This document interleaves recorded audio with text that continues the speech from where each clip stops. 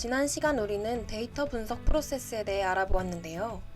이번 시간에는 유형별 데이터의 종류와 데이터 수집 방법에 대해 자세히 알아보겠습니다. 데이터는 형태와 내용에 따라 분류할 수 있는데요. 형태에 따라 정형 데이터, 비정형 데이터, 반정형 데이터, 내용에 따라 양적 자료와 질적 자료로 분류할 수 있습니다. 정형 데이터는 미리 정해진 형식에 따라 구조화되어 있는 데이터입니다. 비정형 데이터는 정형 데이터와는 반대로 정해진 규칙이 없는 데이터를 의미합니다. 반정형 데이터는 완전한 정형이 아니라 약한 정형 데이터로 일반적인 데이터베이스는 아니지만 데이터의 전체적인 논리적 구조를 가지고 있는 형태라고 볼 수 있습니다. 양적 자료는 숫자로 된 정확한 값이 포함된 명확한 수치로 표현되며 값에 따라 연속형과 이산형으로 분류됩니다. 질적 자료는 원칙적으로 숫자로 표시될 수 없는 자료로서 범주로 표현되며 성별이나 혈액형 등이 들어갈 수 있습니다. 순서나 순위의 유무에 따라 명목형과 순서형으로 분류됩니다. 대표적인 데이터 수집 방법에는 어떤 것들이 있는지 간략히 알아보겠습니다. 다운로드는 확장자를 가진 텍스트 파일이나 CSV 파일 등 여러 종류의 파일을 컴퓨터에 저장시키는 수집 방법입니다. 웹사이트에 올려져 있는 파일이나 타인으로부터 전송받은 파일을 다운로드 버튼을 통해 로컬 저장소로 쉽게 다운받을 수 있습니다. 다만 권한 없이 파일을 함부로 배포 및 재사용하는 것은 타인의 저작권을 침해하는 일이기 때문에 주의해야 합니다. RSS란 최신 정보를 제공하는 웹사이트에서 배급하는 시스템으로 뉴스 구독과 같은 기능이 여기에 해당됩니다. 사용자들이 웹사이트에 직접 방문하지 않고도 실시간으로 업데이트되는 정보를 받아볼 수 있도록 설계되어 있습니다. API를 간단히 말하자면 서로 다른 프로그램 사이에 가교 역할을 하는 창구라고 할 수 있는데요. 온라인 쇼핑몰을 개발한다고 가정해 보겠습니다. 온라인 쇼핑몰을 완성시키기 위해서는 어떤 기능들이 필요할까요? 회원 가입, 로그인, 상품 목록, 결제 시스템 등 수많은 기능이 필요하겠죠? 로그인, 상품 목록 출력, 결제 등의 명령들을 관련 프로그램으로 전달해주는 매개체 역할을 하는 게 API입니다. 오픈 API는 누구나 사용할 수 있도록 웹 운영 주체가 공개한 API로 오픈 API를 제공하는 대표적인 웹사이트들은 다음과 같습니다. 이러한 API를 통해 다른 프로그램으로부터 데이터를 수집할 수 있습니다. 크롤링은 외부 사이트에서 원하는 데이터를 추출하는 수집 방법으로 웹 스크래핑이라고 표현하기도 합니다. 여러 사이트에 흩어져 있는 정보들을 데이터베이스로 정리하기 위해서 반드시 필요한 작업입니다. 크롤링은 정적 크롤링과 동적 크롤링으로 구분할 수 있습니다. 먼저 정적 크롤링은 정적인 데이터, 즉 변하지 않는 데이터를 수집하는 크롤링입니다. 해당 URL에 있는 정보들만 추출할 수 있으므로 한 페이지 안에 원하는 정보가 모두 드러날 때 유용합니다. 동적 크롤링은 또 다른 링크로 이동하거나 입력, 검색 등을 해야 얻을 수 있는 정보들을 포함한 크롤링을 말합니다. 스트리밍은 음성, 오디오, 비디오를 실시간으로 수집하는 방법입니다. 인터넷에서 음성, 영상 콘텐츠를 실시간으로 재생하는 방식인 스트리밍 서비스라는 말을 들어봤을 텐데요. 스트리밍 서비스는 오디오나 비디오 데이터를 다운로드하지 않고 계속해서 재생시키며 데이터를 수집하게 되는 것입니다. 여기까지 대표적인 데이터 수집 방법 5가지를 알아보았습니다. 데이터 유형별 효율적인 방법을 선택해 데이터 분석에 적용한다면 원하는 결과를 얻을 수 있겠죠?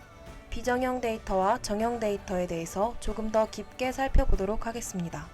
데이터는 형태와 내용에 따라 분류할 수 있고 형태에 따라 분류할 경우 정형 데이터, 반정형 데이터, 비정형 데이터로 나눌 수 있다고 했었는데요. 먼저 정형 데이터에 대해 알아보겠습니다. 데이터베이스의 정해진 규칙에 따라 저장된 정형 데이터는 표 형태로 구성되어 있기 때문에 한눈에 의미를 파악하기 좋습니다. 대표적인 정형 데이터들을 함께 살펴보겠습니다. 관계형 데이터베이스라고 불리우는 RDB에 대해 알아보겠습니다. 관계형 데이터베이스란 키와 값들의 관계를 테이블 형태로 나타낸 데이터베이스를 말합니다. 이름에서 보이듯이 서로 다른 행과 열의 관계나 서로 다른 데이터베이스 간의 관계도 표현할 수 있습니다. 자료 간의 연결이 강한 유연한 데이터베이스입니다.